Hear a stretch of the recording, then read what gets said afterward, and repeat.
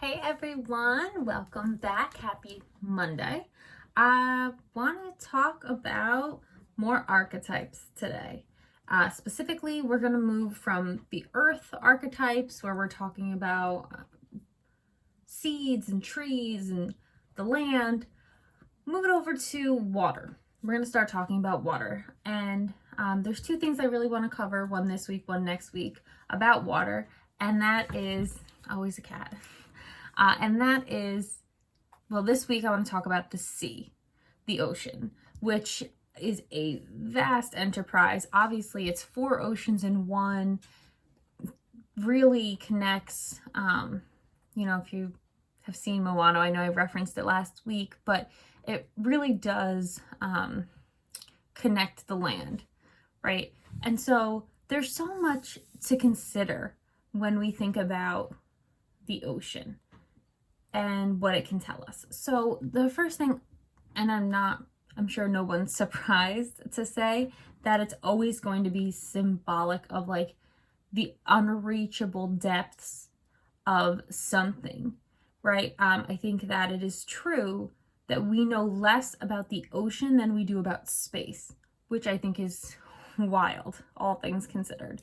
And we don't know. There are parts that we know we'll never be able to explore. We'll never be able to get to. It's too dark. It's too cold. It's too dangerous. We can't make a vessel that'll go down deep enough. And there's a lot of things hidden below, So the ocean is always going to be characterized in a way that no other element, no other thing on Earth or outside of Earth is really known for its unfathomable depths, right? So it's that idea of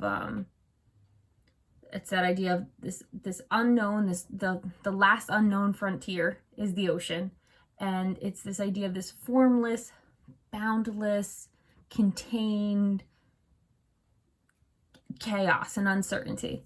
It's like on one hand, you can't ever know what the ocean's going to do. And on the other hand, you can always know what the ocean's going to do. It's always going to ebb and flow. It's always going to come up with the tide and recede. Like the ocean it's a contronym in and of itself, in that or a paradox, I guess, in that it is completely formless, boundless, and unknowable, and then also extraordinarily predictable and kind of very calming, which I think is, just so interesting. That's the great thing about these archetypal symbols, these elemental symbols, is that they are paradoxical in nature, which we'll talk about more when we talk about fire and when we talk about air. But water and fire are two that are, and I don't want to get too much into next week, but they do two different things at the same time, let's say. So we know it's formless, we know it's boundless, we know that it is vast and great and unknowable and unreachable and even unsearchable, right? But what does that mean for us? What does that mean? Well, you get a lot in literature, in archetypes, in the Bible. You're never surprised I bring it up, right?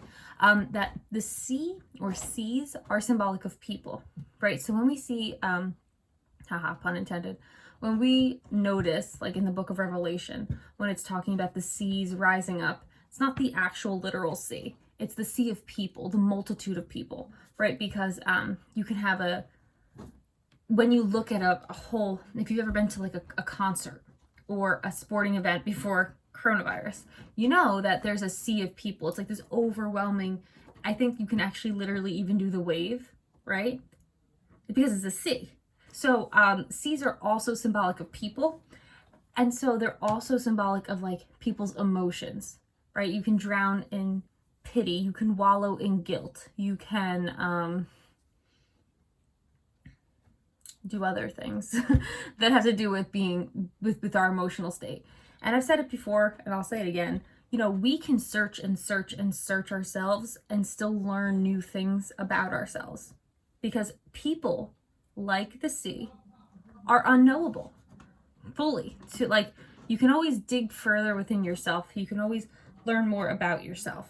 So there's a lot that these archetypal symbols are symbolic of, or, you know, signs for. So just to recap, when we think about oceans, we're thinking about symbolic of people and their, like, literally multitude of people, but also symbolic of people's emotions and their emotional state and their knowing of themselves.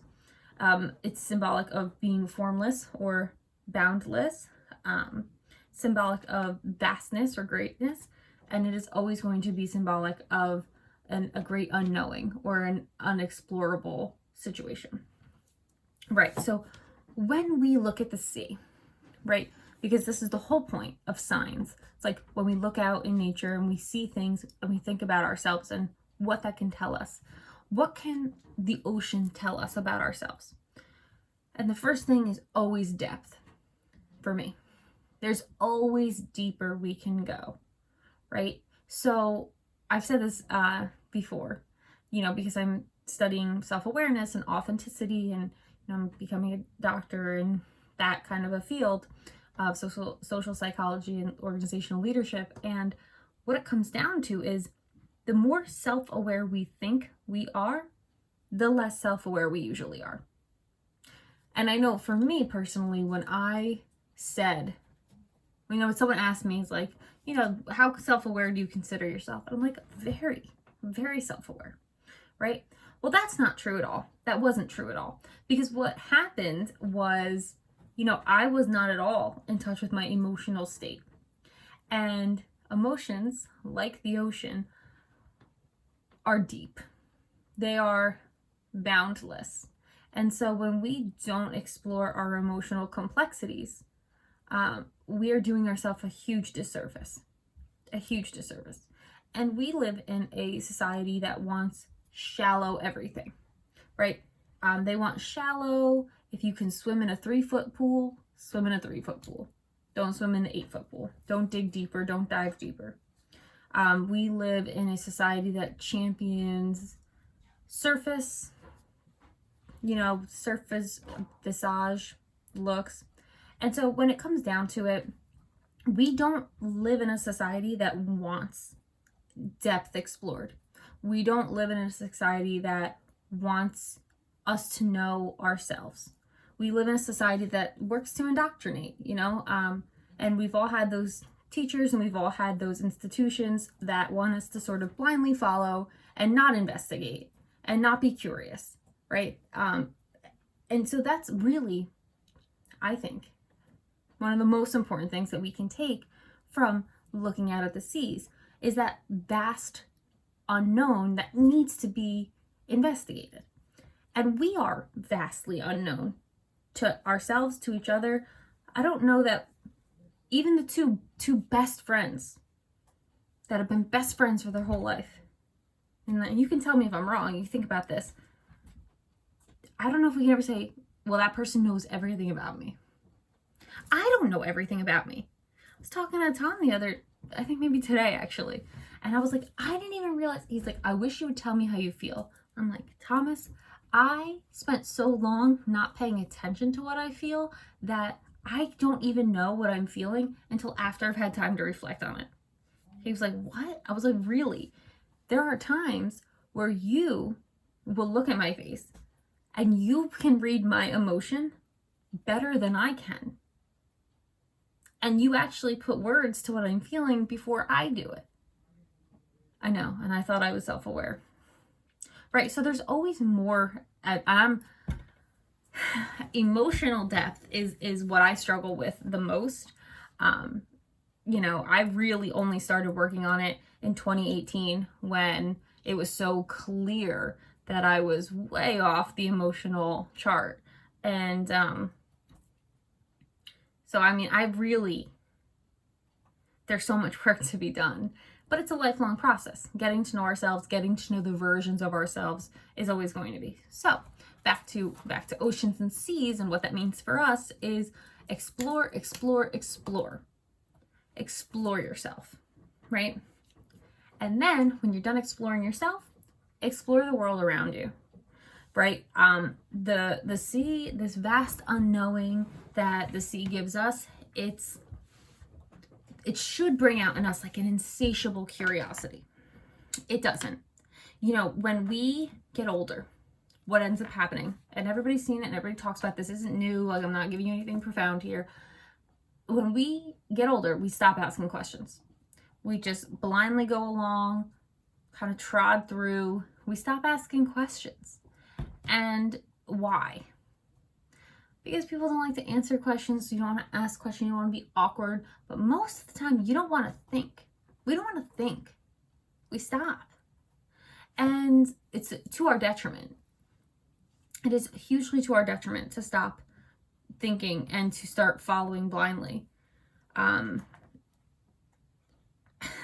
There's so many traditions that we just do because we were raised to do them. I asked Tom, I'm like, Thomas, why do you like the Giants? Right? I'm not really a football fan or a sport fan, but he is. And I'm like, why do you like the Giants? Like, they have been not great for at least 10 years. Well, 9, I guess. And he's like, well, I was raised to like the Giants. I was like, that's not weird to you? He was like, well, no, family and tradition. And I was like, okay, that sounds like you're just kind of like a lemming going off of a cliff. And he was like, no, well, it's not like that. And I was like, okay, well, what's it like? Like, tell me what it's like. And he was like, well, it's just what my dad liked, my grandpa liked. We need to investigate that. Like, do I like the Giants or do I like Eli Manning? Obviously, he's not the quarterback anymore. I know Danny Dimes is, and we'll see for how long. But it's that idea of why do I like the things I like? Why do I do the things I do? Because, and that's, I guess, kind of exploring yourself still. But I guess explore yourself and the way you interact with the world. But it's this idea of like, why? Why am I doing this? Why am I saying yes to this thing I want to say no to? Right? So explore, explore, explore. The ocean is always telling us, be curious. There is a wonderful poem by E.E. Cummings, and it's called Maggie and Millie and Molly and May.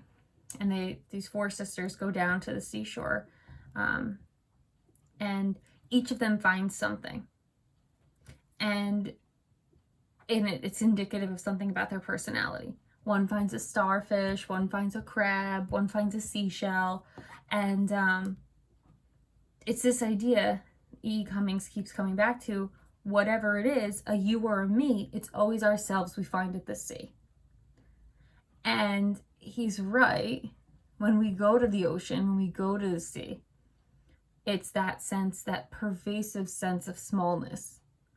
It's, especially if you're there at night or like in the morning, but always at night in the dark, when you have just the vast sky and the vast sea, and you look back at land and you're like, wow, I'm so small, right? And we are so small, we are, but there's so much life inside of us, and the ocean is like that too, because on the surface, even though it's 70% of the circumference of the earth, right? That is nothing. Its surface is nothing compared to its depths. And we're like that too. Our emotions as people, we're like that too. That idea that, we're unknowable. And I mean, for all my not Christians out there, sorry, I'm just going to throw this out. But, there's one person that knows us, and he's up there. He knew us before we entered our mother's womb. Whether you believe in him or not, I'm telling you that he knows you, even if you don't know him. And so that's the only one. For a long time, I know for me, I always wanted someone to understand me. And probably mostly because I really love literature, and there's like this huge trope in literature that like this woman will find this man that like just gets her on every level, and that's really nice as a concept. as a literary concept, but it's not a realistic one in this world or any world, because oftentimes we don't even know ourselves. And so the ocean is always telling us, know yourself, find yourself, explore yourself, and know what you like, know what you don't like, know what makes you tick, know what upsets you, know your triggers. Ooh, it's a huge one.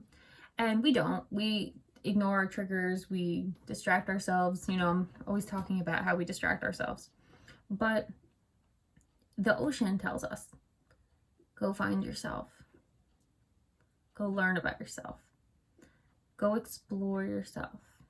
That's really what one of the things we really have to take from the ocean. Another thing that I just want to quickly get into, when I'm talking about these archetypal signs and symbols, they have a paradoxical nature about them, yes, certainly, but they also have like a duality about them, which is to say like a masculine and feminine duality. I'm a huge advocate of men and women are equal, but we are different. We are both capable men and women, but we are different. It's like the sun and the moon, and I talked about that a couple weeks ago.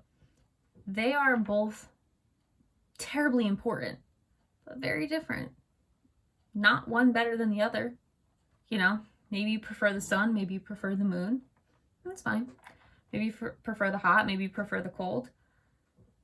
They have very different attributes and very different characteristics, but they're equal.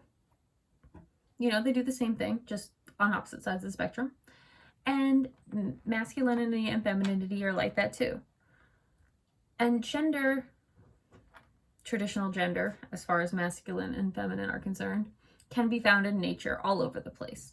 Like trees are a good example of it, in that they are both masculine and feminine. Well, archetypal symbols always are. That idea of they're literally capable of reproducing themselves, so they are male and female. But water has that too. And when you have like a raging, stormy water, you have those very like masculine, stereotypically masculine traits. And then when you have like a docile, gentle water, you have those stereotypically feminine traits. And that is not to say, that women are the weaker sex, because that's not true. But that's not to say men are the weaker sex, because that's not true either. It's just that they do damage differently. And so a persistent, gentle stream will run through a boulder much more effectively than a storm will. And a storm will level a house much more effectively than a slow leak will, although that will over time do it. So that idea of water also represents the sort of dual natures in people as well, because all people, whether you look feminine or masculine, or you're born one way and you transition, or whatever the case, whether you're androgynous, doesn't matter. In us, we have both male and female aspects, right? So we have the capability. There was a magnet my mom used to have, and it was act like a lady, think like a man. What was it? Act like a lady, think like a man, work like a dog or something. It was like that idea that it takes a lot of different ways of being to be an effective human, long and short, right? And so water tells us about that too.